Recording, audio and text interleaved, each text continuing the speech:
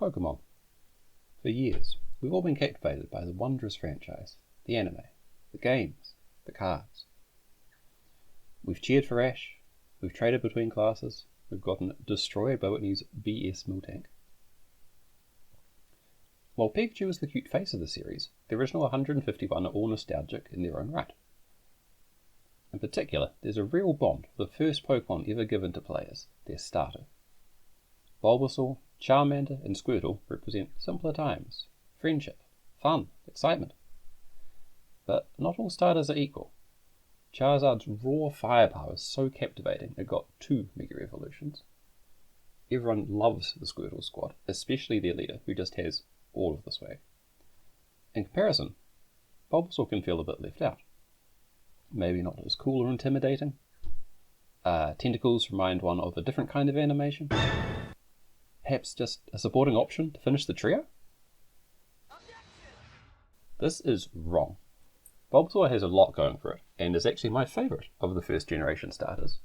So sit down, get comfy, as I tell you why Bulbasaur rocks. Bulbasaur.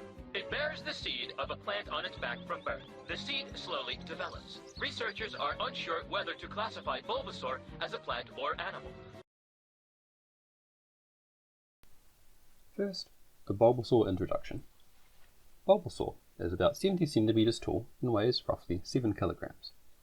It looks like some kind of frog-reptile hybrid, with a large green bulb on its back. From this bulb, it can extend 2 long tentacle-like vines, which it uses to hold things, or to whip enemies. Bulbasaur is one of the 3 starters of the Kanto region, the setting of the first Pokemon games. Unlike the Fire starter Charmander, or the Water starter Squirtle, it is dual-typed, both grass and also poison. There's actually one of the many weird things about the first generation of these games. Most grass Pokemon in this generation are actually grass poison. There's only a single pure-type grass Pokemon, Tangela. Tangela. Bulbasaur evolves into Ivysaur at level 16, which then evolves into Venusaur at level 32. Interestingly, this is actually earlier than the other starters. Charizard and Blastoise are both only obtained at level 36.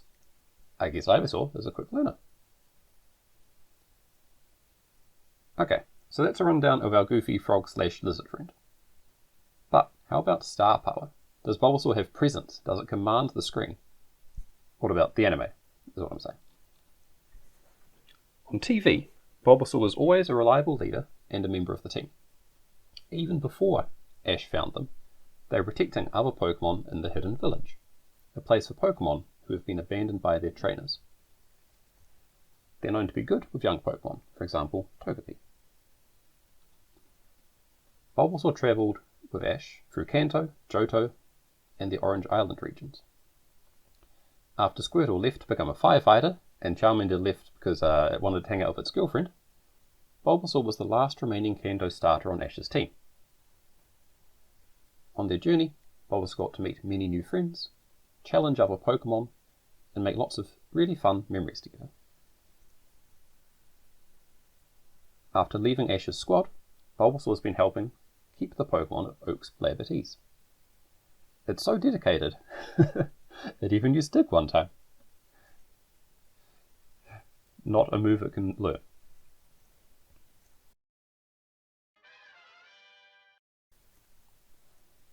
Okay, here's a quick quiz. Which Pokemon species has been in the most anime episodes? What fan favourites have been inspiring us all these years? Well, unsurprisingly, it's Pikachu, yeah?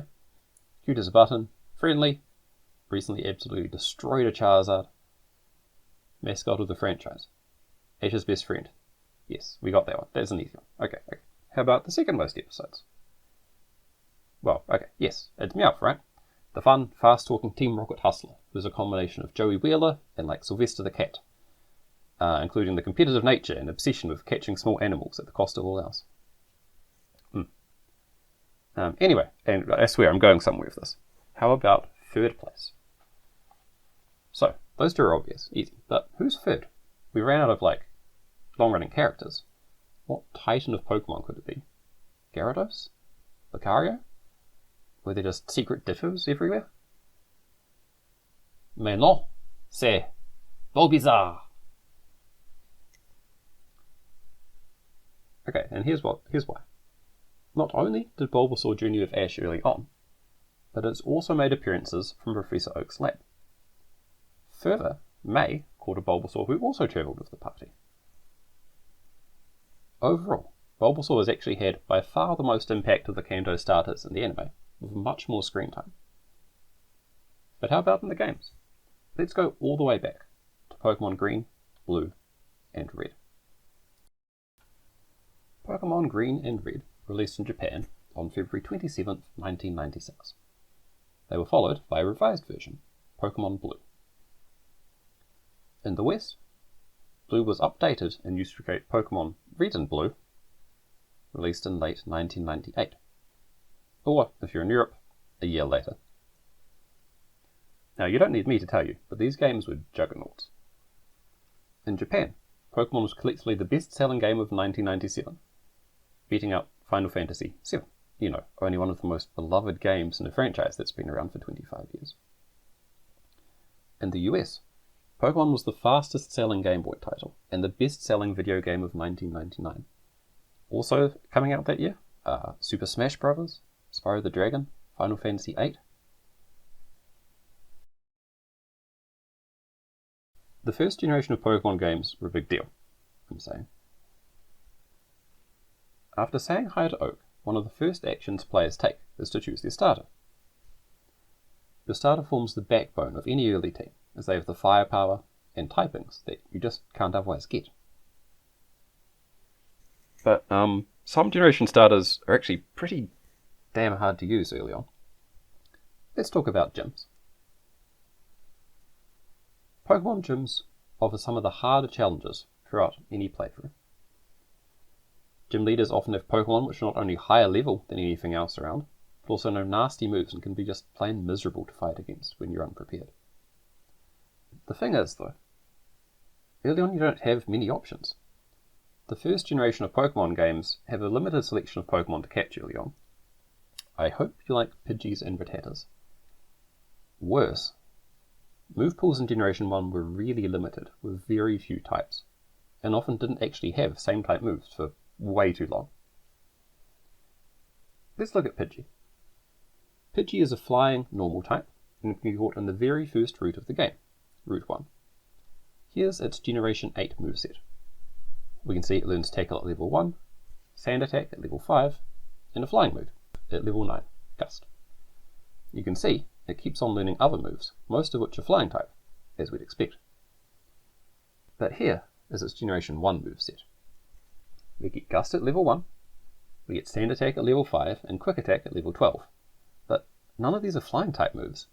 Pidgey's first flying type move isn't until level 28. You could just have a Pidgeotto by then.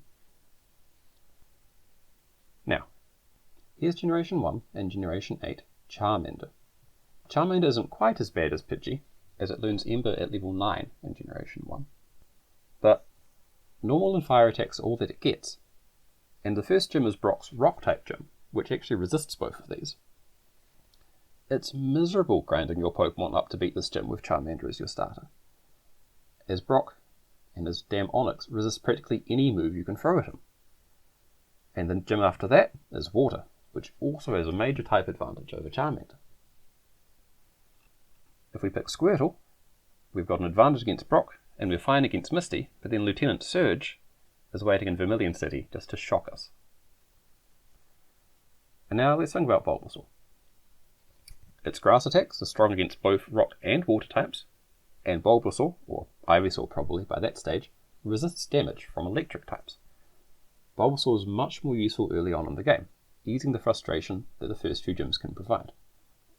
Choosing Bulbasaur as your starter is the easiest way to jump into the game and start diving into the exciting world of Pokemon, instead of being stuck looking at rats, sparrows, and caterpillars for hours on end.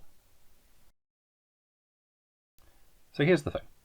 People can like whatever Pokemon they want to. I've brought up some neat things about Bulbasaur, but it's not like the other starters don't also have stuff going for them. At the end of the day, the Pokemon you think are cool are the Pokemon you think are cool. And talking about movesets or anime appearances doesn't change that. Heck, my favourite Pokemon is Omanite, a weirdo who barely appears in the anime, isn't particularly strong, and only turns up in about half the generations of the game. And I love them. To me, Bulbasaur, its odd frog lizard body and its tendrils make me nostalgic for the excitement of all the wondrous Pokemon I'd see on TV after school each day. Coming in to see Ash and the gang beat Team Rocket, learn together, and have fun together. The bonds in that show and the happy memories are what I truly love. In the end, it really is the friends you make along the way.